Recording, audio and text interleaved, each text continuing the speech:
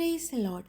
പ്രിയ ദൈവപൈതലേ, വേദന കഠിനമായാലും ദൈവത്തിൻ്റെ സമയത്തിനായി കാത്തിരിക്കാൻ തയ്യാറാണോ? അങ്ങനെയെങ്കിൽ ദൈവം തക്ക സമയത്ത് നമുക്ക് വേണ്ടി പ്രവർത്തിക്കും. വിലാപങ്ങൾ 3-ാം അധ്യായം അതിൻ്റെ 26-ാം വാക്യത്തിൽ ഇപ്രകാരം പറയുന്നു: യഹോവയുടെ രക്ഷയ്ക്കായി മിണ്ടാതെ കാത്തിരിക്കുന്നത് നല്ലത്. പലപ്പോഴും നാം പ്രാർത്ഥിച്ച കാര്യങ്ങൾ ഉടൻ സംഭവിക്കാതെ പോകുമ്പോൾ നാം വേദനപ്പെടാം. കാത്തിരിപ്പ് വെറുതെയായി എന്ന് തോന്നാം. എങ്കിൽ പ്രിയ ദൈവപൈതലേ, നിരാശപ്പെടേണ്ട. അത് വിശ്വാസത്തെ ശക്തമാക്കുന്ന ദിവസങ്ങളാണ്.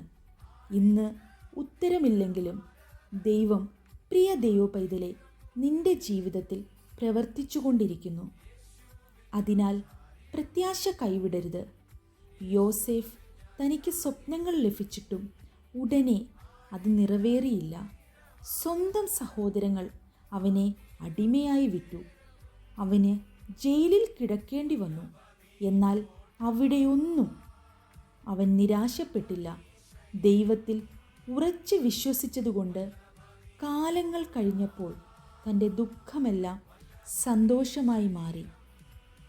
അങ്ങനെയെങ്കിൽ പ്രിയ ദൈവപൈതലേ, ദൈവം വാഗ്ദാനം ചെയ്ത കാര്യം വൈകുന്നതുപോലെ തോന്നിയാലും ദൈവത്തിൻ്റെ സമയം അത് ഒരിക്കലും തെറ്റില്ല. പ്രിയ ദൈവപൈതലേ, ദൈവം ആ വാഗ്ദത്ത നിവൃത്തിക്ക് വേണ്ടി നമ്മെ ഒരുക്കുകയാണ്.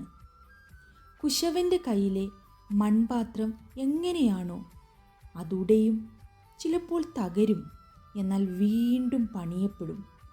ശോഭയേറിയ ഒരു പാത്രമായി അത് പുറത്തു വരും. അതുപോലെ ദൈവം നമ്മെയും ഒരുക്കുകയാണ്. ആയതിനാൽ നിരാശപ്പെടേണ്ട. ഒരു നാൾ നാം പൊന്നുപോലെ പുറത്തു വരും. കാത്തിരിപ്പ് അത് കഠിനമായി തോന്നിയേക്കാം. എന്നാൽ ദൈവത്തിൻ്റെ പദ്ധതി എപ്പോഴും ശ്രേഷ്ഠമേറിയതാണ്. അതിനായി നാം ഓരോരുത്തരും നമ്മെ ഒരുക്കി കാത്തിരിക്കാം. ആമേൻ. ഈ സന്ദേശം നിങ്ങൾക്ക് പ്രത്യാശയും സന്തോഷവും സമാധാനവും ദൈവത്തിൽ ഉറച്ച വിശ്വാസവും തന്നുവെങ്കിൽ മറ്റുള്ളവരിലേക്കും എത്തിക്കുമല്ലോ. ആമേൻ.